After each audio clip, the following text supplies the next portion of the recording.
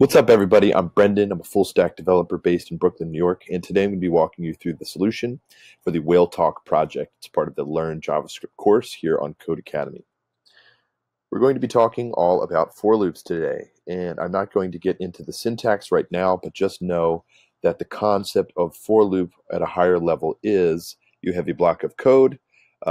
Based on the conditions of this for loop, it's going to run that block of code. All right? So let us begin. Take a phrase like turpentine and turtles and translate it into its whale talk equivalent. There are a few simple rules for translating the text to whale speak. There are no consonants, only vowels. The U's and E's are extra long, so we must double them in our program. Once we have converted text to the whale speak, the result is sung slowly, as is a custom in the ocean. To accomplish this translation, we can use our knowledge of loops. Let's get started. Step 1, create a variable named input that is equal to any phrase. This variable will contain the text we will translate into whale language. Alrighty then. I'm going to say what? I'm going to go with my classic, cheese is nice, and I like it sometimes. Okay, and let's declare a variable for that. Input. There we go.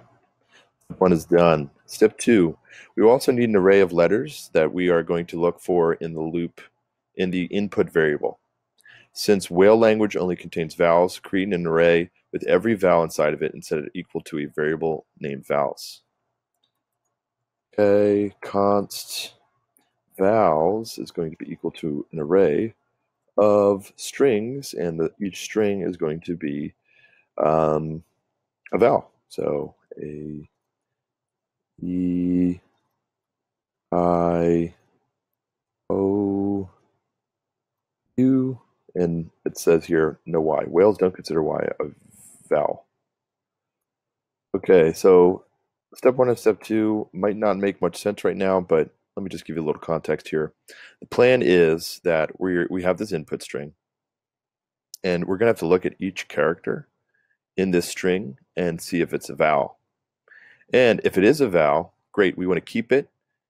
If it's a special vowel, or if it's a U or an E, we actually want to double it.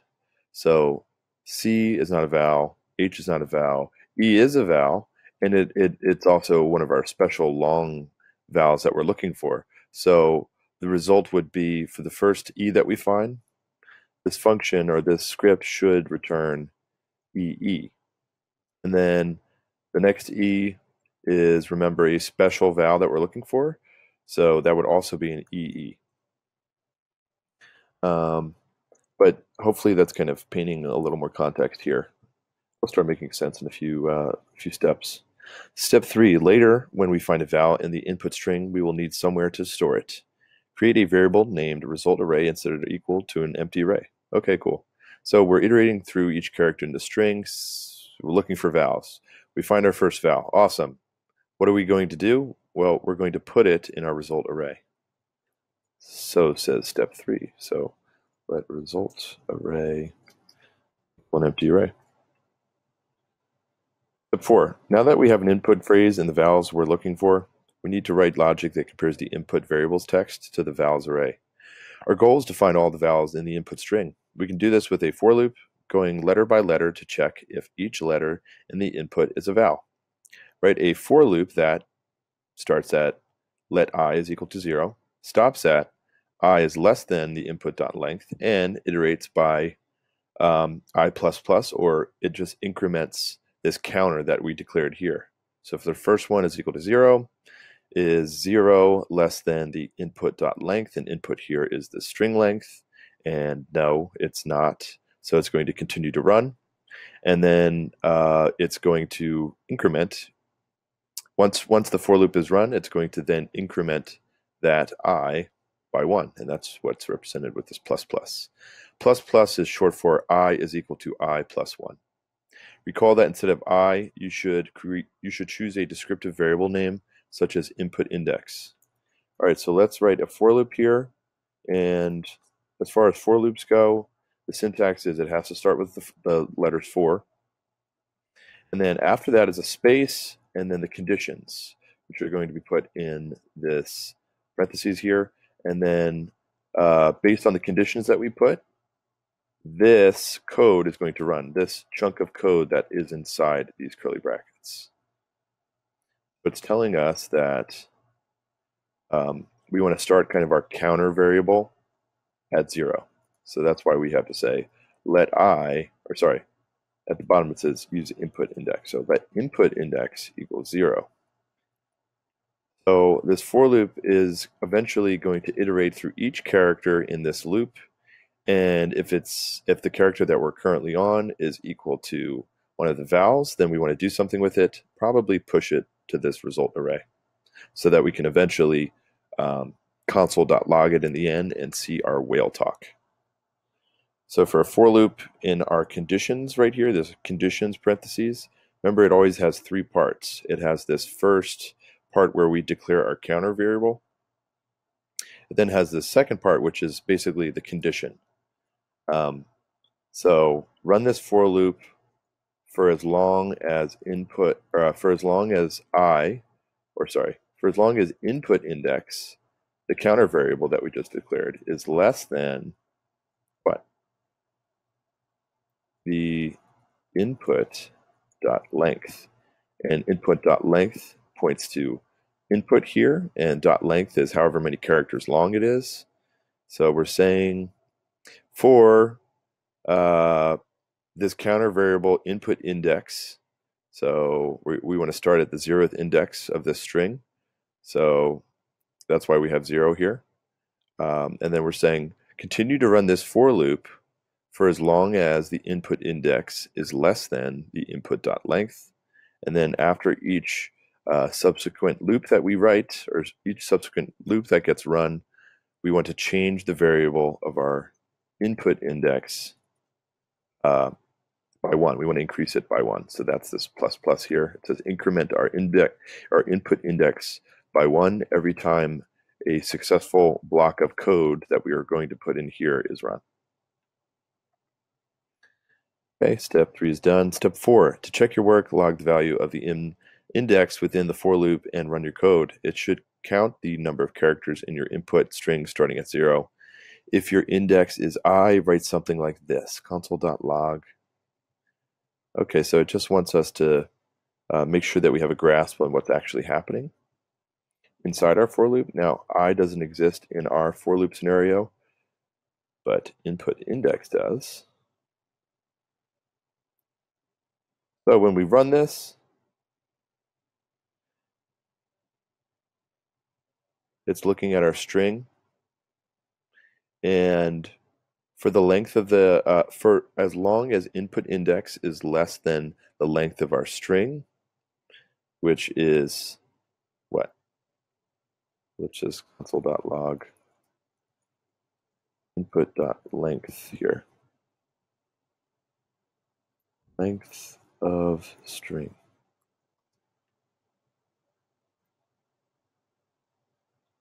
Okay, so our string length is 38. So that's why once our input index down here reaches 38,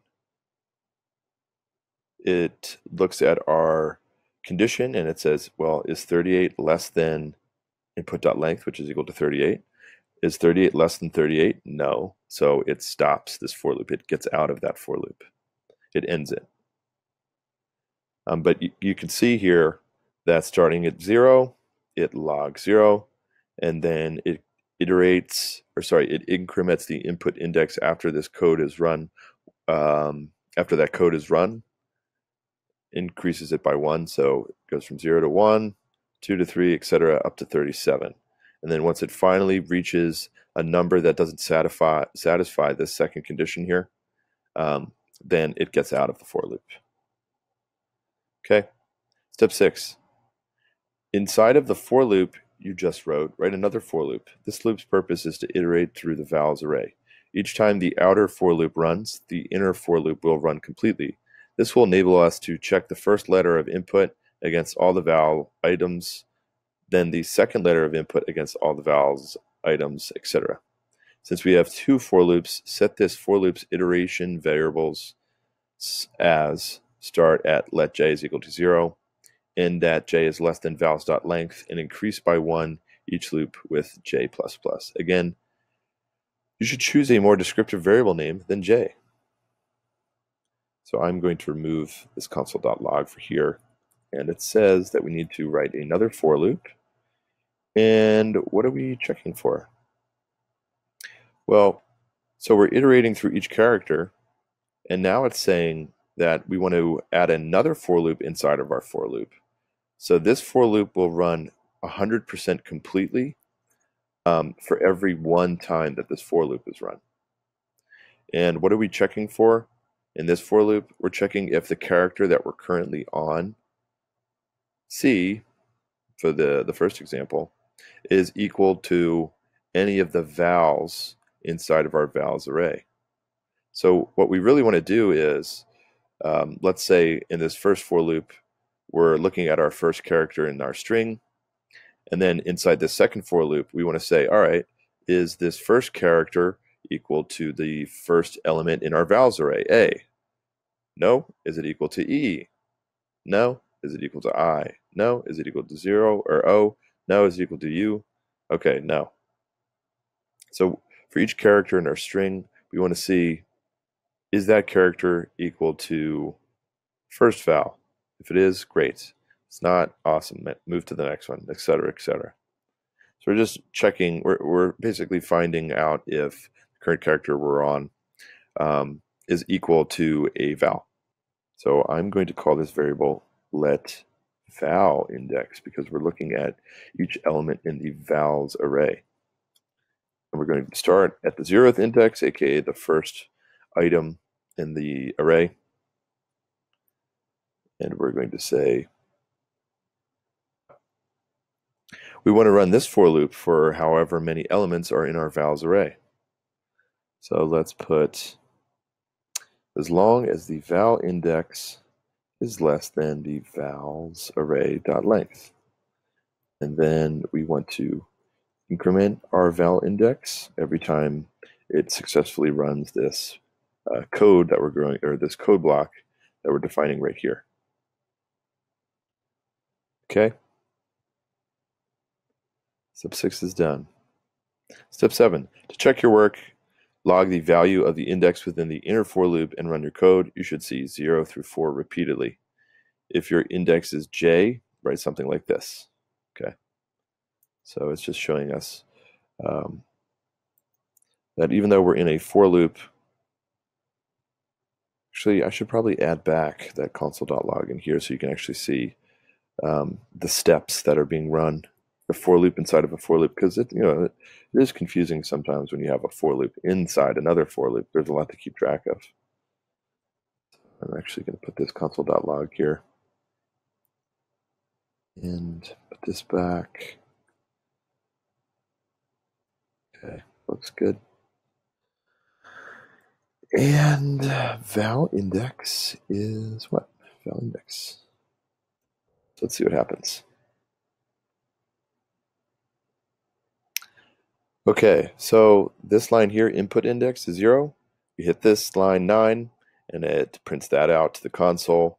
And then it hits this for loop, and with val index now defined, what is val index?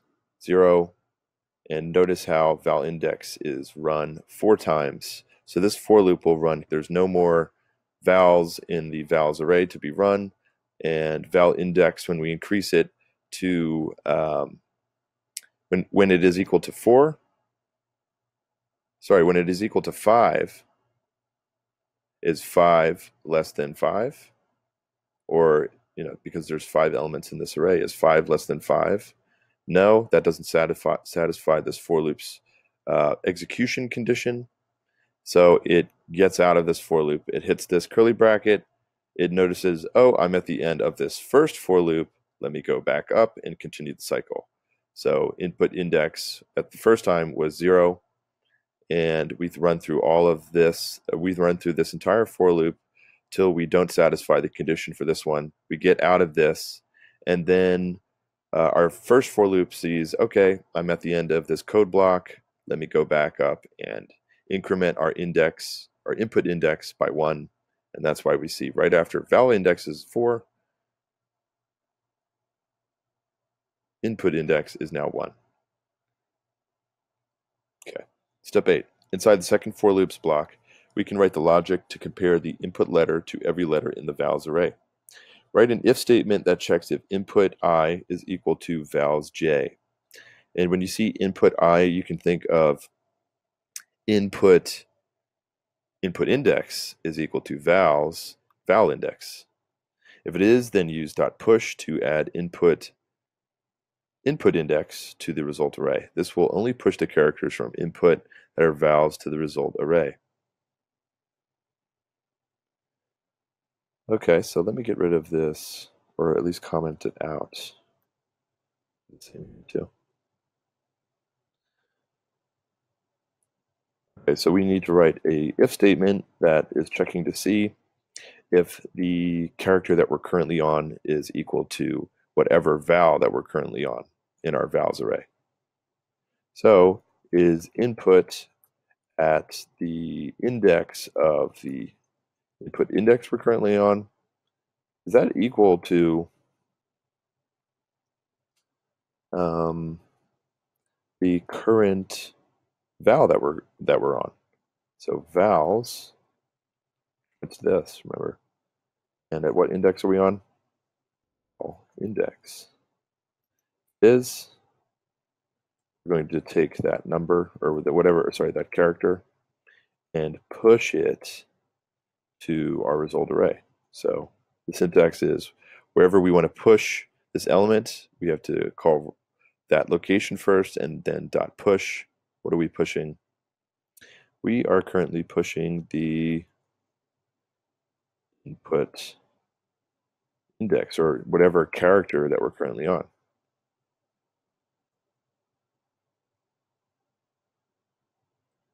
Sweet. Now we need to double the e's and u's that the program finds. In the first outer for loop below the inner for loops block, write an if statement that checks if input I is equal to e. If so, push input I to the result array. This statement belongs in the outer for loop because we only want to perform this check once for every letter in the original input. The inner for loop will fire many more times. It will fire 5 times the length of the vals array for each element, for each letter in the original input. Okay, so it says to put it below this second for loop. And let me just again bring up the example of C. So we hit this first for loop, and we then are inside the second for loop, and inside the second for loop, we're checking if the current input at the index of input index, or 0 for the first go around, which corresponds to this character C, is C equal to the element at the index of val index at the vals array. So val index at the first go around is 0 as well, and 0, if the 0th element in the vals array is A. So is C equal to A? No? Okay. If it is, sweet. Then push that, what's it called? Push that character to our result array if it is. If it's not, then don't do anything. And then once that runs for all of the vals, we're checking to see if C is equal to any of these vals. Once that for loop has run, we then want to say, okay, is the current character in our string that we're iterating over, is that equal to E? If it is, let's push it again because we want to double up the E's and the U's. Now, step 10 is telling me, that's good for step 9 by the way, step 10 is telling me to do the same thing, but This time we need to check for U. So is U, if it's equal to U, awesome, push it to the result array.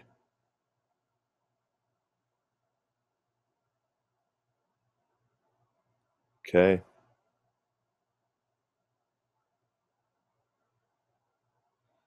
Now, one important thing I want to say here is that we're not really catching, and the directions don't say this, but notice how my string has an uppercase an uppercase C.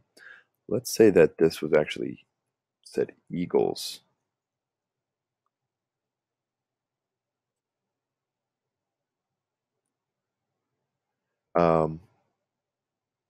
So when we're iterating through our for loops and we're checking to see if the character that we're on is equal to one of the vowels, is capital E in JavaScript equal to lowercase e in JavaScript? No.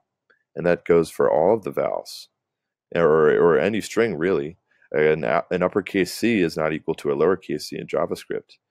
And we need to make sure that what we're checking for in our for loops or even in our if loops or our if statements,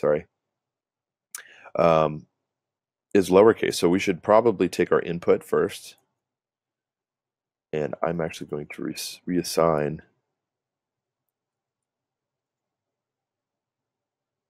I'm going to reassign the value of input to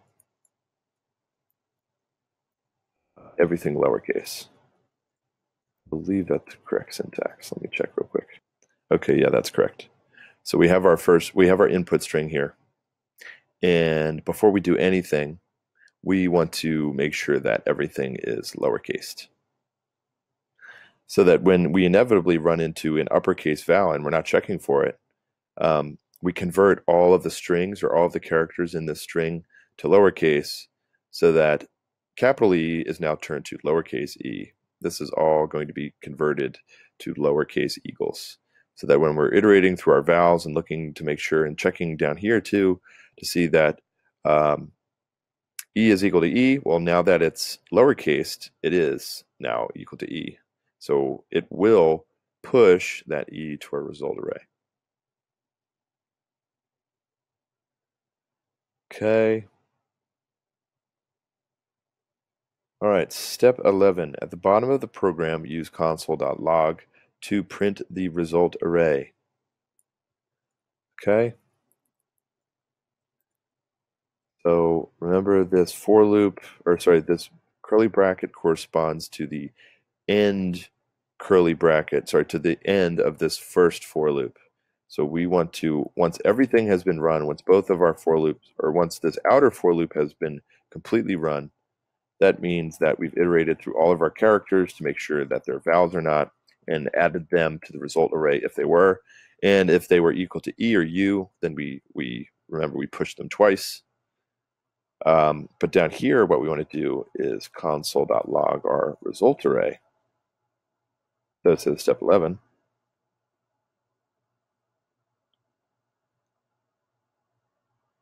Okay. And this looks about right because we should only be seeing vowels.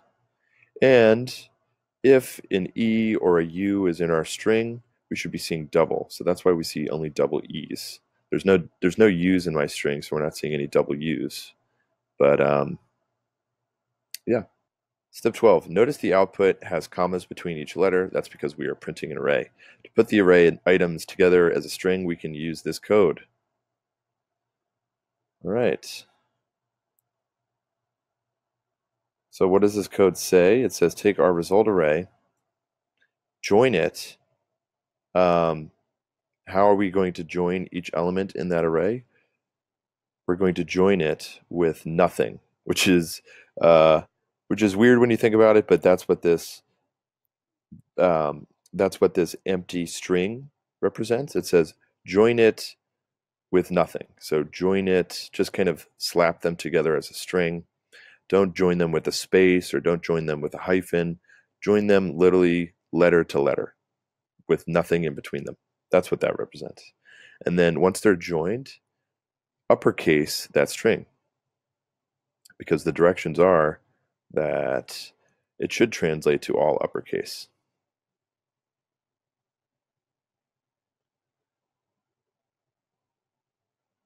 Okay, so let's see what happens when we do that. Oh, I'm sorry, I'm up here.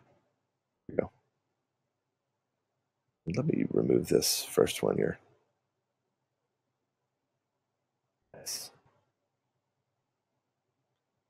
Okay, step 13, run the program and sing your translation. To confirm, if you use the input Turpentine and Turtles, the whale version would read. Okay, so let's just make sure that it is running correctly with Turpentine Turtles. Let's just change our input. Let's and UUEEIEEAUUEE.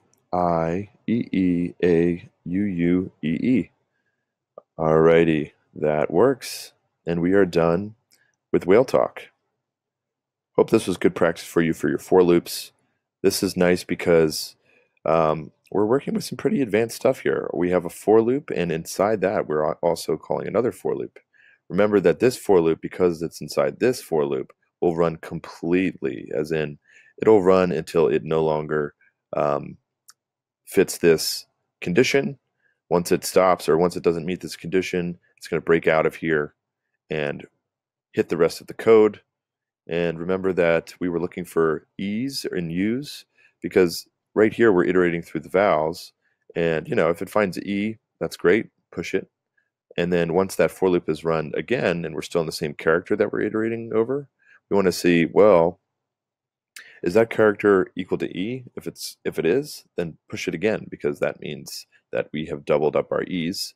If it's equal to U, push it again because that means we've doubled up our U's, which is what which is what this number 2 is saying that we should do. Alrighty, folks. So that's it for Whale Talk, and I will see you in the next solution walkthrough. Bye.